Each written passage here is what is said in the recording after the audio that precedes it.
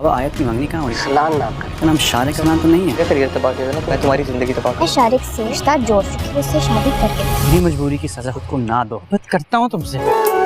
Hello friend, روشی نے غصے میں آ کر طلحہ کے سامنے اپنا بھرم رکھنے کے لیے جلد بازی میں شادی کا فیصلہ تو کر لیا تھا، لیکن جب اسے یہ پتا چلا کہ اس کی شادی کسی اور سے نہیں بلکہ شارق سے ہو رہی ہے تو اس پر تو جیسے قیامت ہی ٹوٹ پڑی تھی۔ اب وہ اس شادی سے انکار بھی نہیں کر سکتی تھی کیونکہ شارق نے وہ ویڈیو دکھا کر اس کی زبان ہی بند کر دی تھی۔ اب وہ یہ بات کسی کو بتا بھی نہیں سکتی تھی۔ وہ اندر ہی اندر بہت پریشان ہوتی ہے کہ وہ سب سے کیسے چھٹکارا پائے، کیونکہ وہ جان چکی ہے کہ شارق اپنی بے عزتی کا بدلہ لینے کے لیے اسے شادی کر رہا ہے۔ اسے اپنی غلطی کا شدت سے احساس ہوتا ہے، جبکہ شارق اپنے اچھے اخلاق دکھا کر روشی کے گھر والوں کو اپنا گرویدہ کر چکا ہے۔ روشی کے گھر والے اس رشتے سے بہت خوش ہیں، لیکن روشی کی ماں محسوس کر چکی تھی کہ روشی کچھ پریشان سی ہے، تو وہ روشی سے پوچھ ہی لیتی ہیں کہ اگر اسے کوئی پریشانی ہے تو وہ ان کے ساتھ شیئر کر سکتی ہے، لیکن روشی انہیں کچھ بھی نہیں بتا پاتی۔ وہ انہیں ٹال دیتی ہے کیونکہ وہ ڈری ہوئی ہے کہ اگر اس نے کسی کو کچھ بھی بتایا اور شارق نے وہ ویڈیو سب کو دکھا دی تو اس کی عزت نیلام ہونے کے ساتھ ساتھ اس کے گھر والوں کی بھی بہت بدنامی ہوگی، اسی لیے وہ اب شارق سے شادی کرنے کے لیے مجبور ہو چکی ہے۔ دوسری طرف طلحہ جس طرح سبیکا کی بے عزتی کرتا ہے اور موہت کے لیے اس کی لاپرواہی دیکھ کر اسے معاف نہیں کرتا، تو سبیکا بھی اسے اپنا رشتہ یہ کہہ کر ختم کر دیتی ہے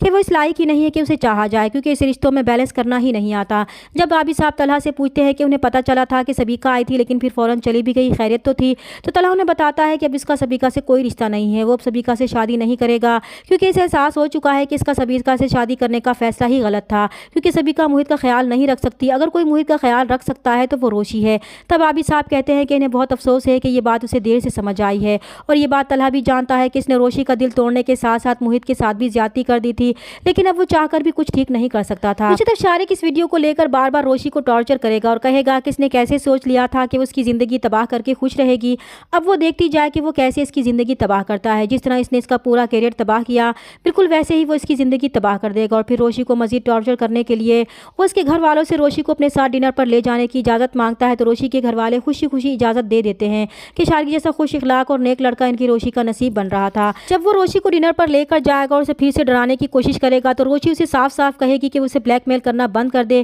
کیونکہ وہ کسی سے ڈرنے والی نہیں ہے۔ اس کا نام آیت سلیمان ہے، وہ کسی کے باپ سے بھی نہیں ڈرتی۔ وہ اس کی خاموشی کو کمزوری نہ سمجھے، کیونکہ وہ اگر خاموش ہے تو صرف اپنے گھر والوں کے لیے ہے، کیونکہ وہ اس رشتے کے لیے بہت خوش ہے اور ان کی خوشی کے لیے کچھ بھی کر سکتی ہے۔ تبھی طلحہ بھی وہاں آ جاتا ہے اور روشی کو شارق کے ساتھ دیکھ کر بہت حیران ہوتا ہے۔ اسے روشی کچھ پریشان سی بھی لگتی ہے، اس لیے وہ گھر آ کر اپنے والد سے سوال کرے گا کہ آیت کی منگنی کہاں ہوئی ہے۔ جب آبی صاحب بتائیں گے کہ ارسلان نام کا لڑکا ہے، طلحہ چونک جائے گا اور پوچھے گا کہ کہیں اس لڑکے کا نام شارق ارسلان تو نہیں ہے۔ ان کے ہاں کہنے پر طلحہ بہت زیادہ پریشان ہو جاتا ہے کہ آیت اس کی وجہ سے شارق جیسے لڑکے سے شادی کر کے اپنی زندگی برباد کرنے جا رہی ہے۔ تبھی وہ آیت کو روکنے کے لیے اسے ملنے کے لیے کہے گا۔ جب آیت اس سے ملنے آئے گی تو وہ آیت کو روکے گا کہ وہ شارق جیسے انسان سے شادی کیوں کر رہی ہے، وہ تو اس لائق بھی نہیں ہے کہ وہ اسے اپنے قریب بھی آنے دے۔ لیکن روشی بھی اب اس شادی کو نہیں روک سکتی تھی، اس لیے وہ طلحہ پر اپنا غصہ نکالتی ہے اور اسے غصے میں جواب دیتی ہے کہ یہ اس کی زندگی ہے، وہ اسے برباد کرے یا پھر تباہ کرے یہ اس کی مرضی ہے۔ وہ شارق سے رشتہ جوڑ چکی ہے اور اسے شادی کر کے ہی رہے گی، لیکن طلحہ بھی اب روشی کی زندگی برباد ہوتے نہیں دیکھ سکتا تھا، اس لیے روشی کو روکنے کے لیے وہ روشی سے اپنی محبت کا اظہار کر ہی دیتا ہے کہ وہ اس کی مجبوری کی سزا خود کو نہ دے، کیونکہ وہ اس سے محبت کرتا ہے اور وہ چاہتا ہے کہ وہ شارق سے اپنا رشتہ ختم کر دے اور اسے شادی کر لے۔